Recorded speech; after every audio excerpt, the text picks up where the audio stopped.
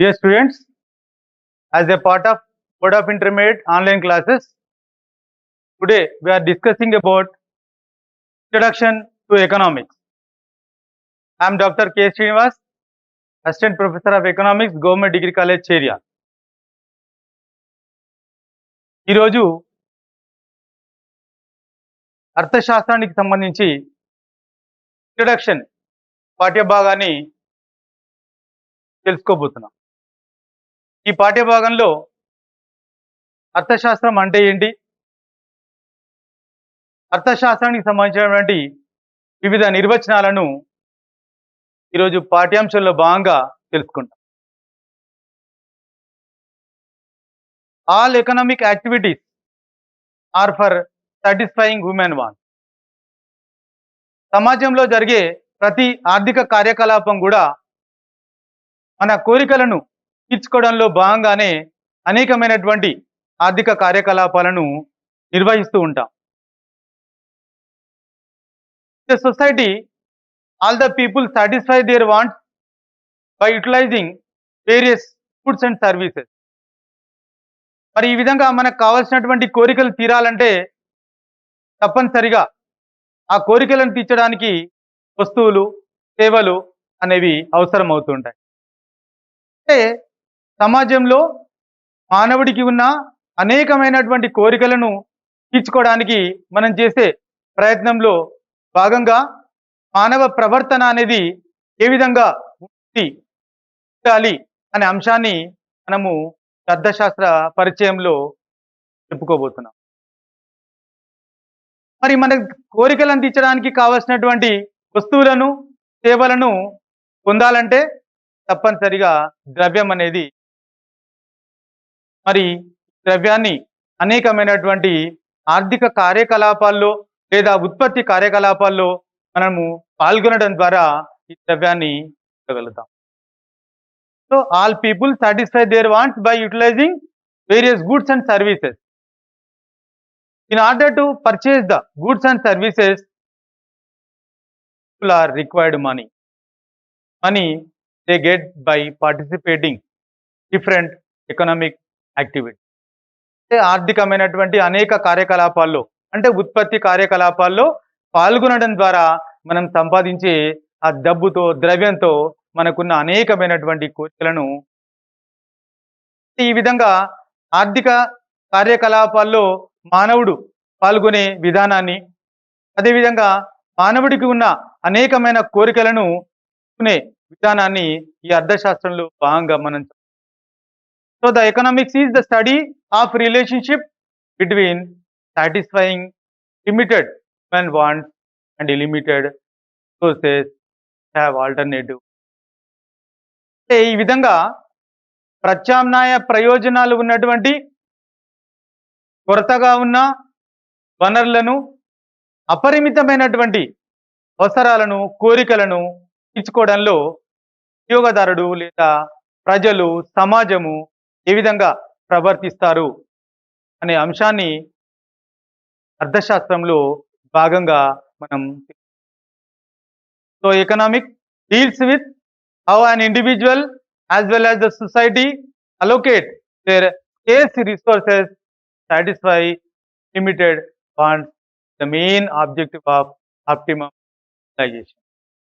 అంటే అర్థశాస్త్రం యొక్క ముఖ్య ఉద్దేశం ఏంటంటే సమాజంలో వ్యక్తులు కానీ, సమాజంలో ప్రజలు కానీ వారికి ఉన్న అపరిమితమైనటువంటి కోరికలను తీర్చుకోవడానికి పరిమితంగా ఉన్నటువంటి వనరులను ఏ విధంగా ఉపయోగిస్తారు, ఆ అపరిమితమైన కోరికలను తీర్చుకోవడం ఏ విధంగా అనే అంశాన్ని ఈ అర్థశాస్త్రం అనేది తెలియజేస్తుంది.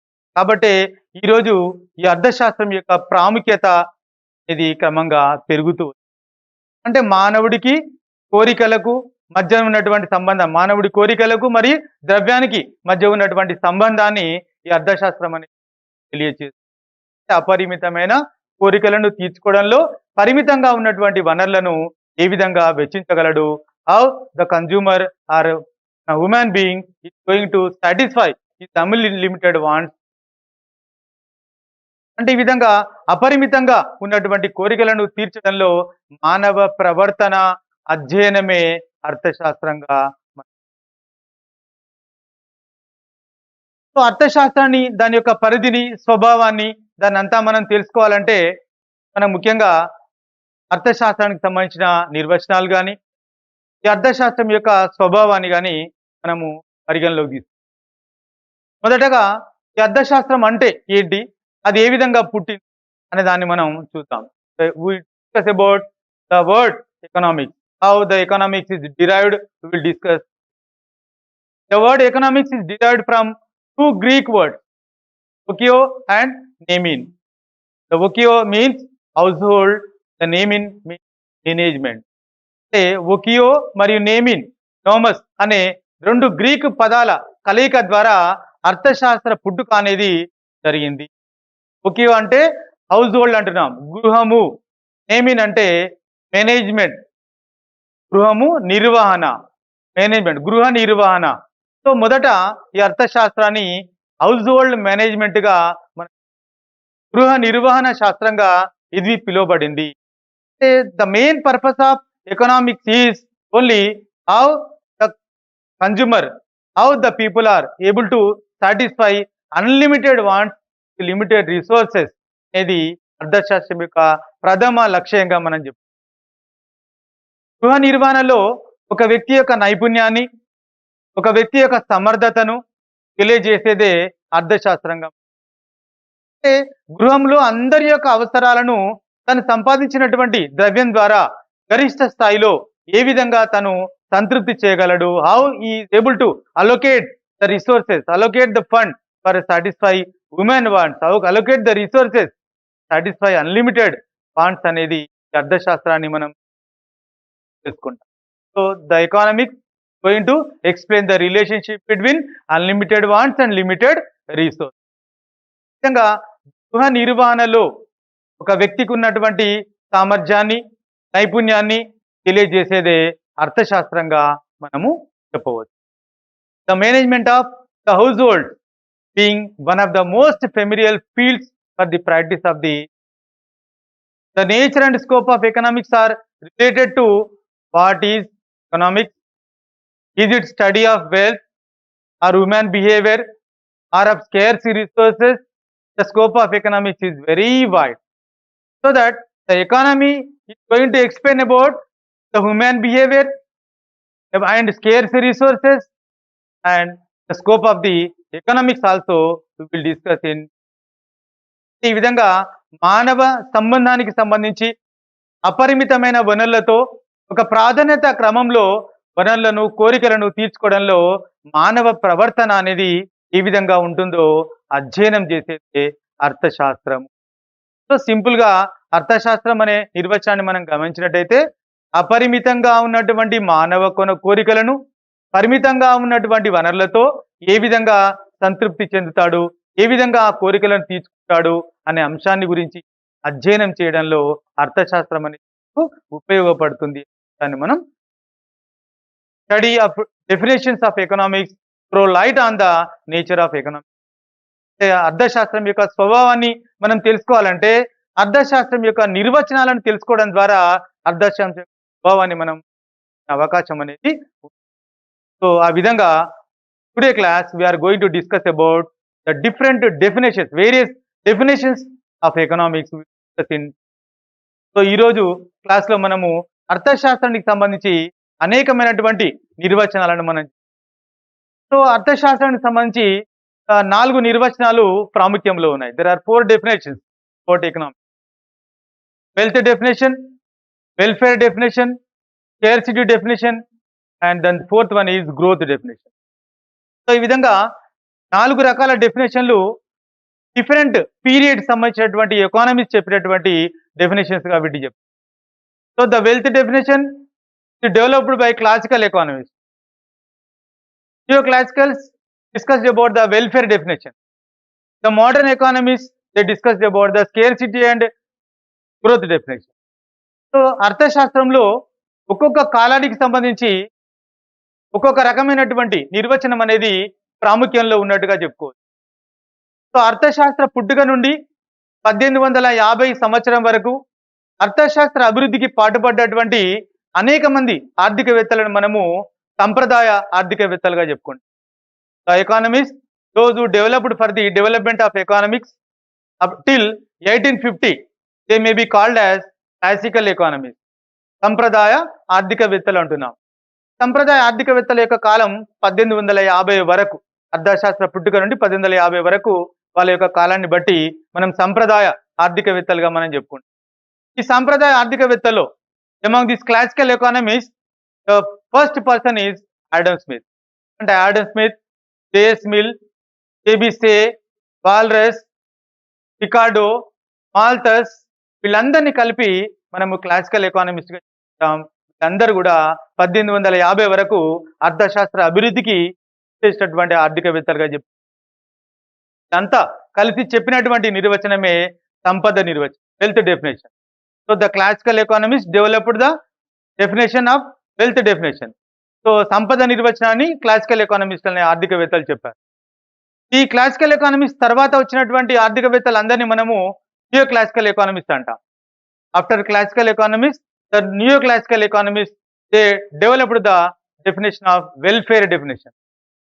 So new classical period is from 1850 to 1930.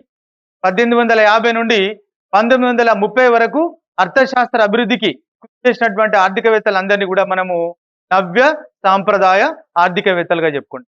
The neoclassical economics period is 1850 to 1930. The economists, those who developed for the development, those who contributed for the development of economics between 1850 to 1930, they are called as a neoclassical economists.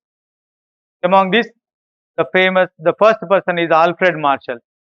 The Alfred Marshall and his friends comes under neoclassical economics. Then the third one వచ్చేసి 1930 సంవత్సరం తర్వాత, after 1930, economist who contributed for the development of economics, they are called as a modern economics. Modern economics they are also called as a Keynesian period. అదంతా కూడా కినీషియన్ period గా చెప్పుకుంటాం మనం. So అందులో వచ్చినటువంటి నిర్వచనాలు scarcity definition as well as the growth definition.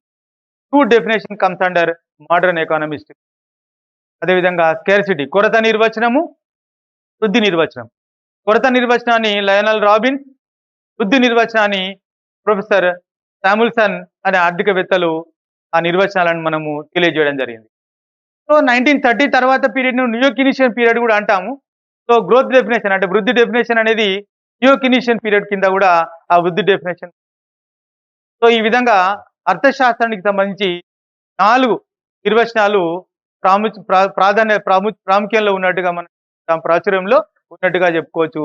అవి ఒకటి సంపద నిర్వచనం, దాన్ని సంప్రదాయ ఆర్థికవేత్తలు ముఖ్యంగా ఆడమ్ స్మిత్ చెప్పినటువంటి నిర్వచనం. Then the second one is welfare definition developed by Alfred Marshall, also known as neo classical economist. Then third one scarcity definition, కొరత నిర్వచనం అంటున్నాం, Lionel Robbins. The modern economist period is after 1930. Then the fourth definition, growth definition, ఈ నిర్వచనము దీన్ని sir Samuelson అనే ఆర్థికవేత్త తెలియజేశాడు. నేను new కినీషియన్ economist గా కూడా మనం. So these are the 4 important definitions of economics we have to discuss in the class. So first we discuss about wealth definition developed by Adam Smith. Wealth definition developed by Adam Smith. The classical economist, beginning with Adam Smith, defined economics as a science of wealth. He defined economics in his book Wealth of Nations 1776 as an inquiry into the nature and causes of wealth of nations. సంప్రదాయ ఆర్థికవేత్తలో Adam Smith అనే ఆర్థికవేత్త మొట్టమొదటి ఆర్థికవేత్తగా మనం చెప్తాం. ఈయన 1776వ సంవత్సరంలో wealth of nations, దేశాల సంపద అనే గ్రంథంలో అర్థశాస్త్రానికి సంబంధించి మొట్టమొదటి నిర్వచనాన్ని ఇవ్వడం జరిగింది. దేశాల సంపద, and enquiry into the nature and causes of wealth of nations అనే గ్రంథంలో సంపదకు సంబంధించి నిర్వచనాన్ని ఆయన తెలియజేశారు. ఈయన ఉద్దేశంలో అర్థశాస్త్రం అనేది సంపద ఆర్జన ఉపయోగాలతో సంబంధం కలిగినటువంటి శాస్త్రాన్నే అర్థశాస్త్రంగా ఆయన తెలియజేశారు. Adam Smith considered as a father of economics because he was the first person who developed economics in most scientific way. he has given very first definition to the economics.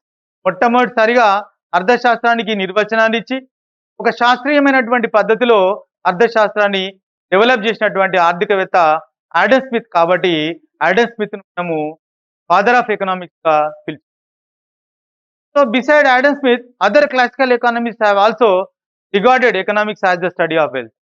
Adam స్మితే కాకుండా మిగతా ఆర్థికవేత్తలందరూ కూడా ముఖ్యంగా జేబిసే, JS mill, walker వీళ్ళందరూ కూడా అర్థశాస్త్రం అనేది సంపదను గురించి వివరించేదే అనే అంశాన్ని వీళ్ళందరూ కూడా తెలియజేస్తారు.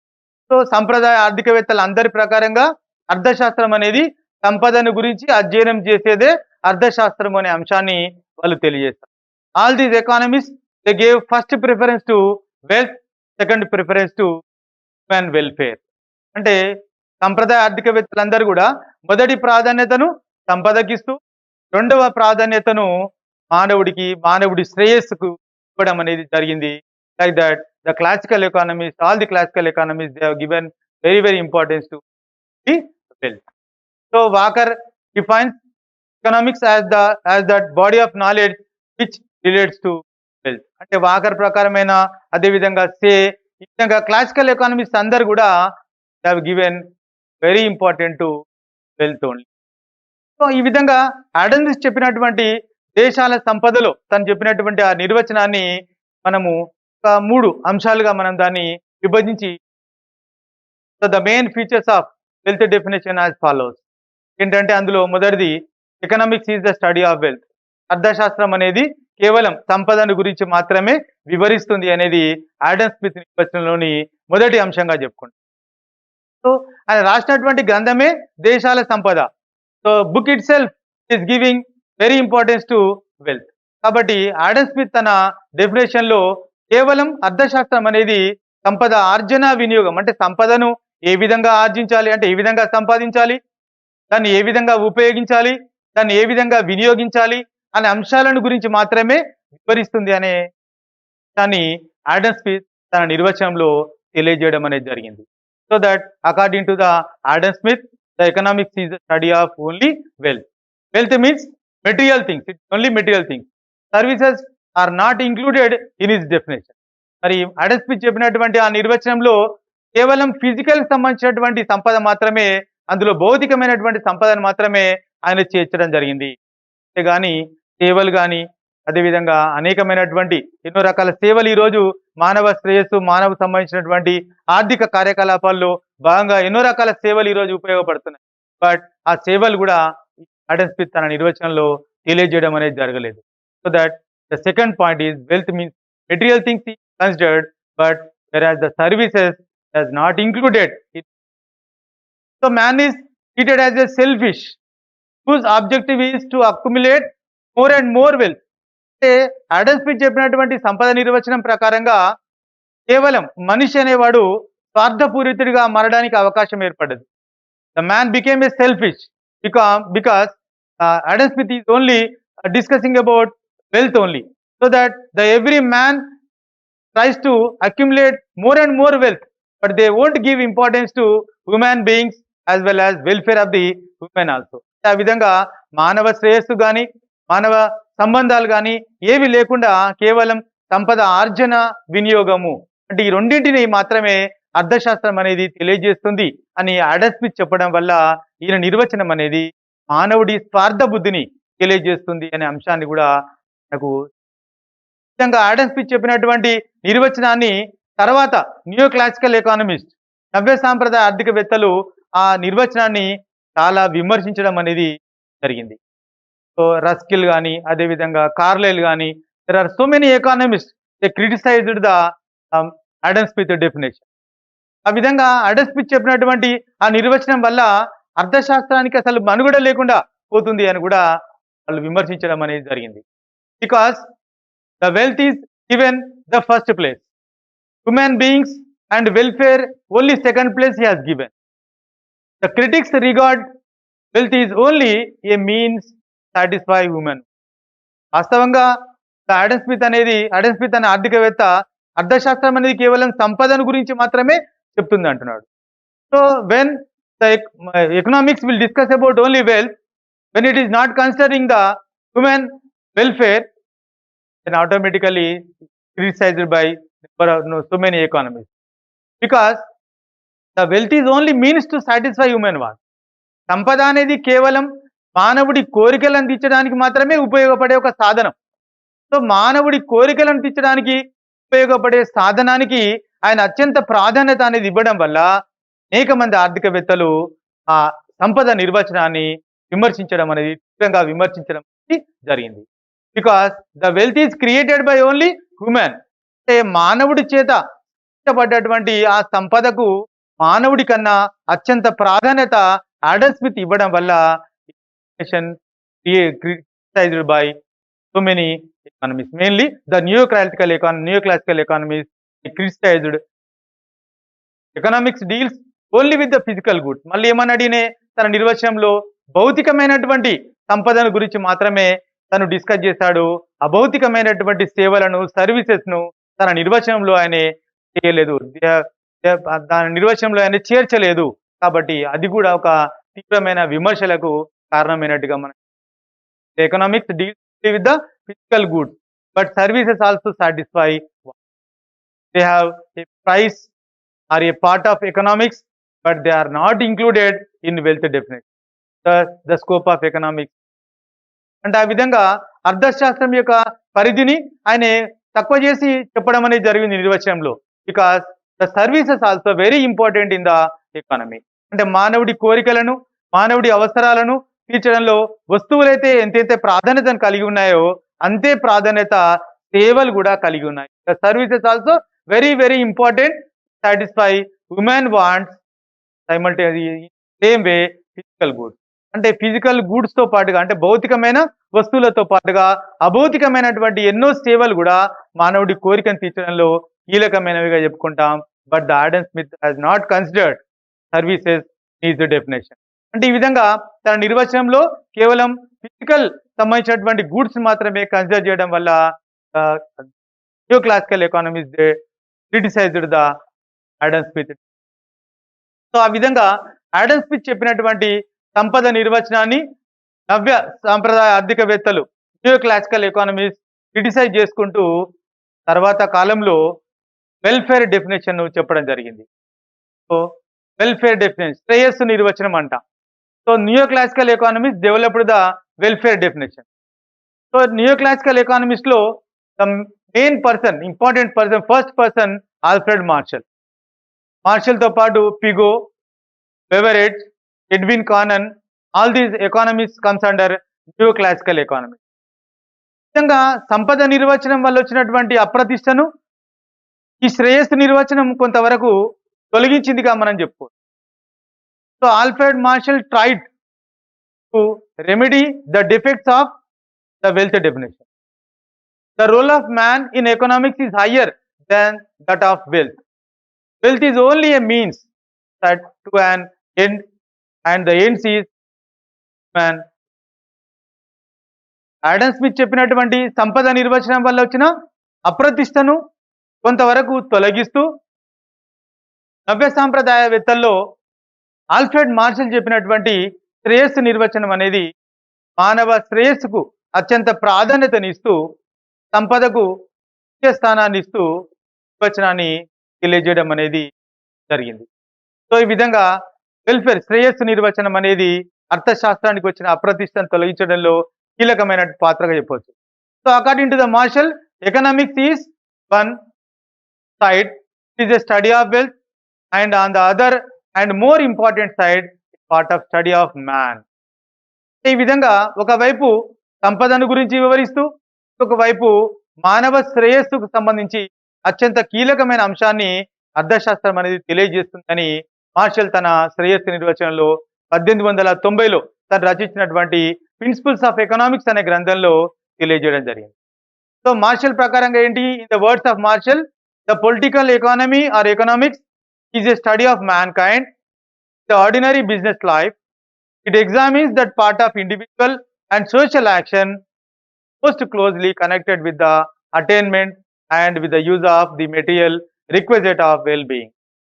అంటే మానవ శ్రేయస్సుకు కారణభూతమైన భౌతిక సాధనాల ఆర్జన వినియోగాలతో సంబంధం కలిగిన వ్యక్తిగత అదేవిధంగా సామాజిక కార్యకలాపాల అధ్యయనమే అర్థశాస్త్రం అని మార్షల్ వివరిస్తారు. మానవ శ్రేయస్సుకు కారణభూతమైన భౌతిక సాధనాల ఆర్జన వినియోగాలతో సంబంధం కలిగిన వ్యక్తిగత అదేవిధంగా సామాజిక కార్యకలాపాల అధ్యయనమే అర్థశాస్త్రం అని మార్షల్ తన వెల్ఫేర్ డెఫినేషన్ ను తెలియజేస్తాడు. The main features of welfare definition are economics is a study of mankind in the ordinary business. The wealth is means for promoting human welfare. అంటే మానవ శ్రేయస్సును పెంపొందించడానికి సంపద అనేది ఒక సాధనం. కాబట్టి అర్థశాస్త్రం అనేది రెండు వైపులు చర్చిస్తుంది, రెండు వైపులు తెలియజేస్తుంది అనేది మార్షల్ తెలియజేస్తారు. మార్షల్ ప్రకారంగా మానవ శ్రేయస్సుకు ప్రథమ స్థానాన్ని, సంపదకు రెండవ స్థానాన్ని ఇస్తూ మార్షల్ తన శ్రేయస్సు నిర్వచనాన్ని తెలియజేయడం అనేది జరిగింది. కాకపోతే ఈ మార్షల్ చెప్పినటువంటి నిర్వచనాన్ని కూడా మోడర్న్ ఎకానమిస్ట్ అంటే లియోనల్ రాబిన్స్ క్రిటిసైజ్ చేయడం జరిగింది. Welfare definition is criticized by Robbins. The actual study of economics both the material and immaterial aspects are taken in to account. అయితే మార్షల్ కూడా ఆ సర్వీసెస్ ను కన్సిడర్ చేయడం జరగలేదు. So that the Robbins criticized only Marshall considered only physical goods, does not consider the services అనేది ఒక విమర్శగా చెప్పుకోవచ్చు. ఒకటి ఏంటంటే Robbins objection is not only the word material but also the idea of welfare. అంటే శ్రేయస్సు అనే దాన్ని కూడా మార్షల్ శ్రేయస్సును కూడా రాబిన్స్ విమర్శిస్తాడు. ఎందుకంటే శ్రేయస్సు అనే దాన్ని తెలియజేయడానికి there is no particular yardstick to measure the welfare of the people. అసలు శ్రేయస్సును కొలవడానికి ఎలాంటి యాడ్ స్టిక్ లేదు. మరి ఎట్లా చెప్తావు అంటే శ్రేయస్సును పెంపొందించని ఎన్నో అంశాలు కూడా ఈరోజు అర్థశాస్త్రంలో భాగమవుతున్నాయి. There are some goods which do not promote human welfare till they are studies in economics, because they are scarce in relation to demand, they are produced and they have price and also they are called as economic goods. Example liquor గాని cigarette గాని అదేవిధంగా ఇలాంటి అనేకమైనటువంటి వస్తువులు మానవ శ్రేయస్సుని ఇవ్వవు, అయినప్పటికీ ఇవన్నీ కూడా అర్థశాస్త్రంలో భాగంగానే ఉన్నాయి. కాబట్టి రాబిన్స్ విమర్శ ప్రకారంగా మార్షల్ చెప్పిన శ్రేయస్సు అనేది కరెక్ట్ కాదు, శ్రేయస్సు అనేది లేదు, శ్రేయస్సును మనం కొలవలేము, కాబట్టి శ్రేయస్సు అనేది ఇంపార్టెంట్ కాదు, ఆర్థిక వ్యవస్థలో వనరులన్నీ కూడా కొరతగా ఉన్నాయి, కాబట్టి అర్థశాస్త్రం యొక్క అధ్యయనం అనేది అవసరము అనే అంశాన్ని ఆ రాబిన్స్ తన నిర్వచనం. కాబట్టి శ్రేయస్సు అనేది కొలవడానికి ఎలాంటి కొలబత్త లేదు. సమయాన్ని ప్రకారంగా, పర్సన్ ప్రకారంగా, కాలం ప్రకారంగా శ్రేయస్సు అనేది మారుతూ ఉంటుంది. So that there is no measurement, there is no yardstick to measure the welfare. So that the welfare is not the right to explain about the definitions. కాబట్టి అర్థశాస్త్రంలో ముఖ్యంగా ఏంటంటే వనరులన్నీ కూడా కొరతగా ఉన్నాయి, కాబట్టి ఆ కొరతగా ఉన్న వనరులను గురించి అధ్యయనం చేయడమే అర్థశాస్త్రం అని రాబిన్స్ తన నిర్వచనంలో తెలియజేస్తాడు. Thank you.